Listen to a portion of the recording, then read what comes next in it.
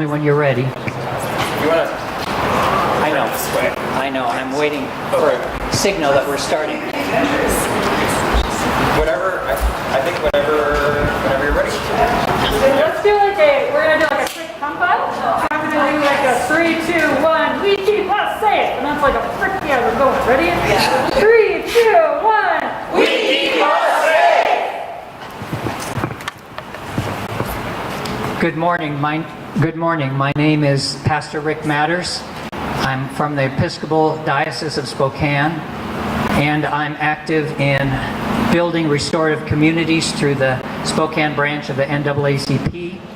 I help found and on the steering committee of SCAR, which stands for Spokane Community Against Racism, and I work for racial equity and restorative practices in the Spokane public schools, among some other activities.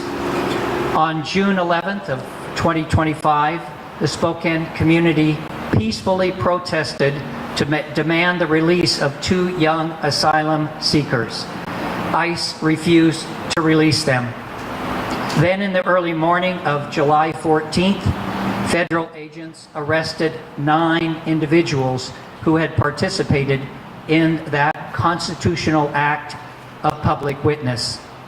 These arrests represented a significant escalation by the federal government to stoke fear on those who would exercise our constitutional rights and to stop future actions in defense of our immigrant neighbors in Spokane and across the country. My personal perspective as a Christian makes it crystal clear that we are to welcome the stranger, even though our immigration needs reform, to love our neighbors and even love our enemies. We are the majority. We are of the people and part of a grassroots response across the country by everyday neighbors from all political perspectives, no matter our race, background, religious affiliation, or political beliefs.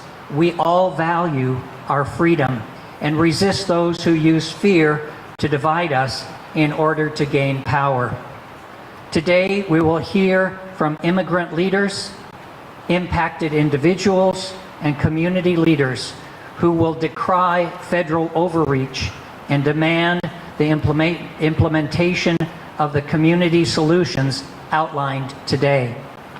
These solutions are directly supported by 60 organizations and 1,000 community partners to take immediate action for the safety and rights of immigrant families and advocates. Now we welcome Sebastian Ruiz with Mujeres in Action to share with us the impacts these acts have had on the immigrant community in our region.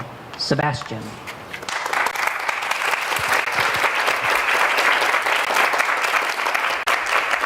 Good morning, everyone, and thank you. My name is Sebastian Ruiz. I'm the Community Policy Liaison for Mujeres in Action, a local nonprofit that serves survivors of domestic violence and sexual assault here in Spokane. I'm here today troubled by the tactics employed by the government during June 11th, as they impact everyone in our community, especially vulnerable community members. You see, the response to the June 11th protests and the arrests that followed were a watershed moment for all of us, regardless of immigration status or race. We learned how the threat of federal intervention can incentivize local agencies to overreact, to panic, to scramble, and ultimately to harm its relationship with the community. At Mujeres in Action, we see how survivors of DV and SA now have to interact with agencies that they trust less and less each day. For the immigrant survivors that we serve, the image of a quick-to-react, hostile government is all too familiar, and such displays of force discourage all survivors from seeking help and from seeking justice. The June 11th protest and this letter necessitate our involvement to ensure a police and sheriff's department that are by and for the people, as we often collaborate closely with SPD, being the first and vital line of safety for many survivors. With this collective sign-on letter, we aim to press local law enforcement agencies to uphold their commitment to our neighbors so that everyone feels safe exercising their rights and sharing in community. To that end, we call on elected officials in Spokane County, Olympia, and DC to implement the following strategies to protect our vulnerable neighbors and immigrant neighbors. First, to design procedures at all levels to ideally prevent but also prepare for federal overreach. To support legislation requiring ICE agents to identify themselves and provide judicial warrants. To conduct Freedom of Information Act requests to monitor who ICE is detaining, on what grounds, and how their cases are being handled. To support, enable, and collaborate in the creation of community funds to be used for emergency aid for immigrants and to be administered by organizations that already serve those immigrants. And lastly, to fiercely wield our Washington State Constitution for all Washingtonians. For example, the AGO Investigations and Reform Bill, or House Bill 1056, enables our Attorney General to do just that, which in turn protects our most vulnerable neighbors. As my colleagues now share their own stories, I hope our elected officials, the press here, and you, the viewer at home, will understand the need to redesign enforcement responses to free speech exercises, the need to collaborate with the community, and to carefully consider our own place in history.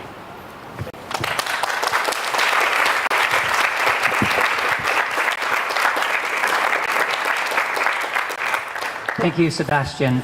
Now we get to welcome Amy Manning, who is a community member who was present on June 11th at the protest. Amy.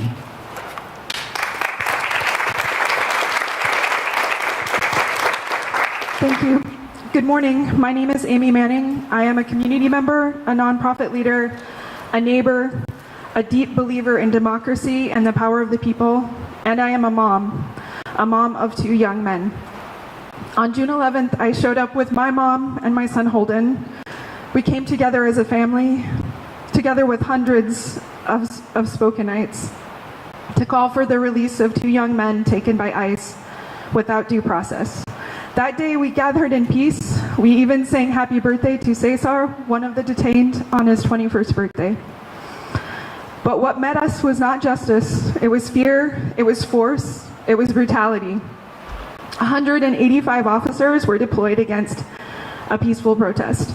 The only violence that day came not from us, but from law enforcement, from ICE, from the Spokane County Sheriff's Office, the Spokane Police Department. We later learned that our local elected leaders chose this excessive show of force because they feared the National Guard might otherwise be deployed to Spokane. That day our protest was brutalized. Our constitutional right to assembly and free speech was decimated. The federal government is targeting our local leadership. ICE stole our neighbors from us. They punished our community for standing against these illegal, inhumane detentions and the disappearing of our neighbors, the disappearing of these 2 young men. That day, I saw people given conflicting orders from police, told to move forward and backwards at the same time, grabbed, shoved, and slammed to the ground. I saw my son Holden seized by his hair and thrown down and pinned under an officer's knee. I saw another young person brutally dragged around by their hair. I saw a young woman in pain shoved to the ground by an officer in riot gear for adjusting her cuffs. Many of us were held in cuffs for more than 4 hours. Some of us were held in sweltering vans and not allowed to use restrooms. We were stripped of our dignity and our clothes and then locked away. My son was put in a cell that was covered in urine. This is how our children, our neighbors, were treated for standing in peace and calling for justice. Every protester was forced to pay $500 in cash bail. Phones were confiscated and never returned. We were charged with failure to disperse, and those charges have been dismissed, but new charges to 9 protesters were filed federally targeting our social justice leadership in Spokane.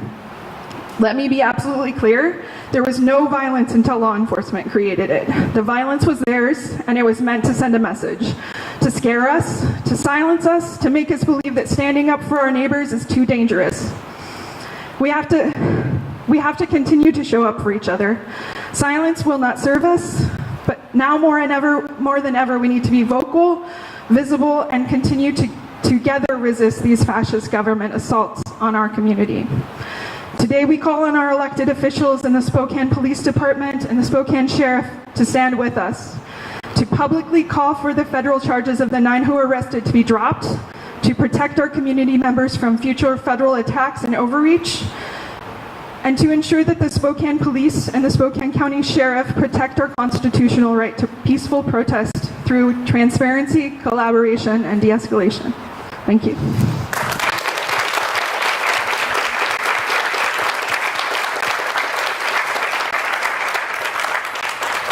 Thank you, Amy. Very powerful. We really appreciate your sharing your thoughts and emotions. Now we get to welcome Councilmember Paul Dillon, who will share with us how our elected officials can and must respond to defend immigrant communities and to decry federal overreach at the local level. Councilman Dillon. Thank you. Thank you all so much. My name is Paul Dillon, represent District 2 on the Spokane City Council, and I am proud to stand here in solidarity today. I want to be unequivocally clear about my commitment to being in the fight with you all and supporting your demands. The goals of fascism are to divide neighbors. President Trump's goals are clear. He wants to suppress protest, stoke fear, and normalize military presence in our communities so he can force his extreme partisan agenda and silence those that he disagrees with.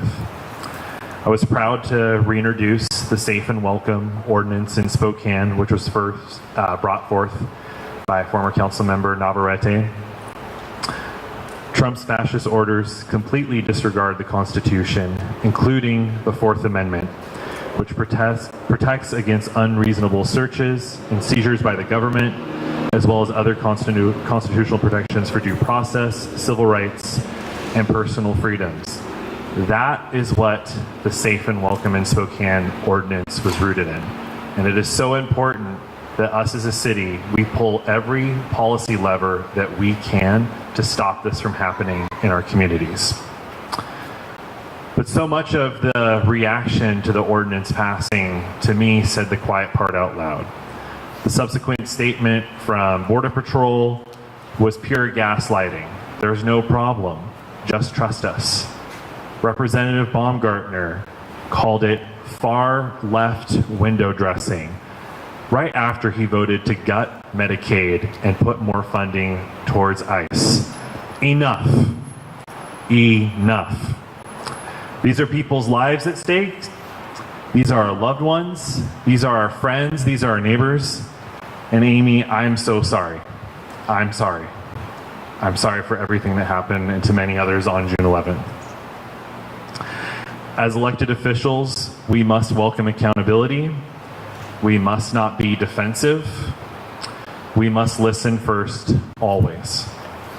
Protest is foundational to this country, to this city. Protests defend our values and communities. And when ICE is tearing families apart and we're seeing paramilitary chill the speech of civilians, we have to act. I want to call on all electeds, county and state level, to really be creative about how we respond to the attacks against immigrants, including how we require ICE agents to identify themselves in our communities, to ensure that we have official signage specifying residents and businesses' right to refuse immigration officials without a warrant, and really to support the community-led efforts for emergency aid in the form of crisis support, direct services, mutual aid for immigrant communities, and administered by organizations with direct ties to immigrants, because it is so important that we continue to follow their lead. And I am committed to strengthening the Keep Washington Working Act in the 2026 legislative session and making sure that that is on the Spokane City legislative agenda. We're going to continue protecting your rights in court, at City Hall, in the streets. I'm so grateful for all that you do, and we keep us safe. Thank you.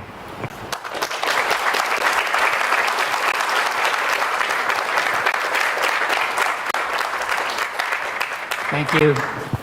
Thank you, Councilmember Dillon. We appreciate your leadership, your encouraging words, and the call to action for all of us. Now it is my pleasure to welcome, to introduce Cajun Sr., the father of Cajun Mavawala II, who was arrested on June 11th, to share his experience. After Cajun Sr. speaks, we'll... Okay. Unfortunately, Cajun is not here, so we'll turn to the Reverend Amy Kinger, who will give some closing remarks. Emily.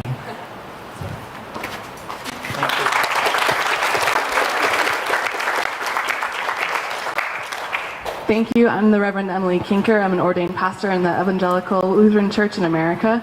And as a person of faith, I have to say how proud I am to share this stage with these speakers and with these leaders today. I'm proud to stand with Spokane's immigrant community. As you've heard this morning, the situation that we face is critical. Across the nation in cities like our own, the safety of our immigrant communities is being threatened, as are our rights to peaceful assembly and free speech. The current administration, backed by the Supreme Court, is enacting policy designed to control, to deport, and to silence any who do not look, love, vote, speak, or believe as they do. Let's be clear, the changes to federal immigration policy and the militarization of law enforcement to enforce that policy are not about making cities like Spokane safer. They are about enacting a racist ideology. They are about defining us by a simple story, as if America is made up of one language or one culture, one religion, one people.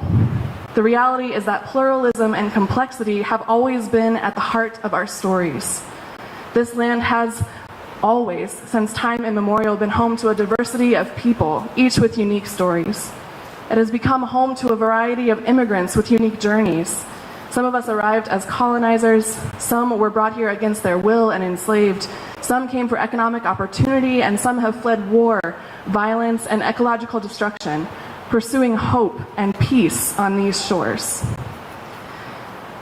This administration's desire to move us toward authoritarianism demands that we accept a much simpler story, one that denies our rich, multi-layered, intricate history and disparages the strength and beauty with which our diversity instills our society. They want us to believe that this is about us and them, but we know the truth. Complexity and difference are who we are. It's who we have always been. As they target our neighbors and try the strength of our democracy, our opposition is counting on our willingness to forget who we are. They are counting on our compliance, on our fear and our inaction, and we will not give it to them. We have seen our opposition be both potent and effective as they try to make us suspicious and fearful of one another, as they target their critics, as they try to scare us into silence. But lest we forget, we are powerful too. Truthfully, there is nothing more powerful than the people standing united in a common cause. We are building a coalition that transcends party affiliation and political ideology, that acts in the service of our common humanity. Ultimately, this is about doing what is right. Scripture calls on us to welcome the stranger, to tell the truth, to stand up for the marginalized, to defend the foreigner. As people of faith, as people of conscience and goodwill, we are here to answer that call. We will not stand idly by while injustice unfolds in front of us. We will not comply with policies that threaten our families and endanger our neighbors. We will not be scared into silence or submission. We will not allow a small handful of power-hungry men to tear apart the fabric of our communities. Instead, we will weave a new garment in our city, standing together in defense, in solidarity, and in power with our immigrant neighbors. We will tell a better story.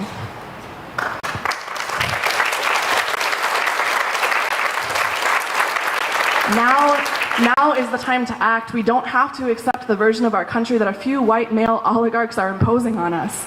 We can envision a better one where all our neighbors are safe, all our people are welcome, where we recognize how immigrants strengthen society, and where we celebrate the beauty of our diversity. We will continue to take to the streets and the city council chambers, to gather on the neighborhood blocks and around kitchen tables, to roll up our sleeves and get to work on creating the city that we dream about. Most importantly, we will continue to show up. We will continue to love our neighbors, knowing that love is not sedentary, but active. It is not a stone, it is our daily bread, which must continually be made and remade and always made new. We say that Spokane is a city where everyone belongs. We, as Spokaneites, stand together, ready to fight, ready to work, ready to act to make it so. Thank you.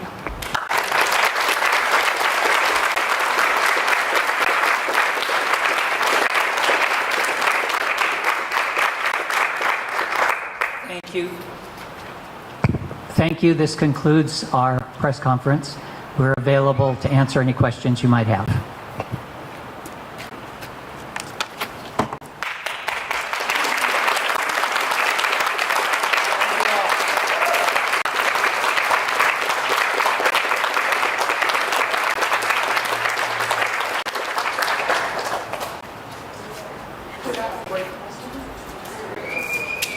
If you're a speaker who is willing to answer some questions, make your way over here, and then we'll direct press to do that.